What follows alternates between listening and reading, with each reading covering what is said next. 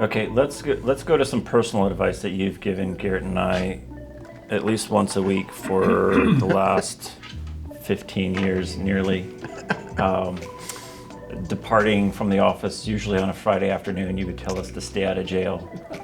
And I've heard the story many times, and it's a great one, but I can't tell it as well as you could. Are you willing to share that story again?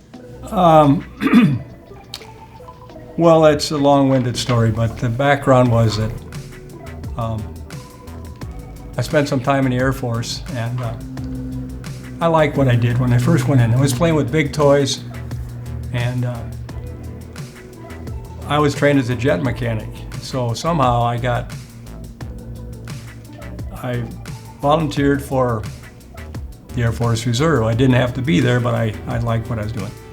But it got a little ugly because they assigned me to a propeller-driven aircraft squadron, C-124. It was the largest airplane that could carry a helicopter back from Vietnam to be repaired. So with propeller-driven airplane, propeller is a pretty complicated device. So this was like the pre-C-130 Hercules. This is still reciprocating gas engines. Got it.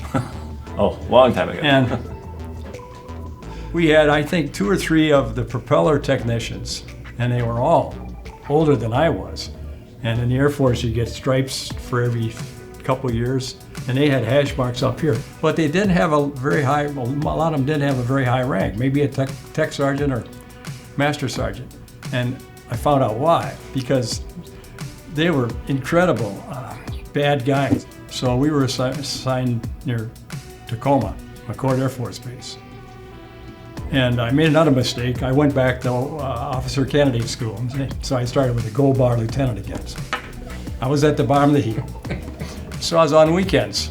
And I got regular calls from the, I think it was the sheriff of whatever it is, Tacoma County.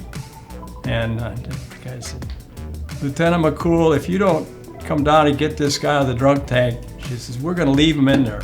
Every payday, he gets drunk and gets in jail. And hence, when we get paid, your advice is to stay out of jail. Well, I think so far we've been mostly successful.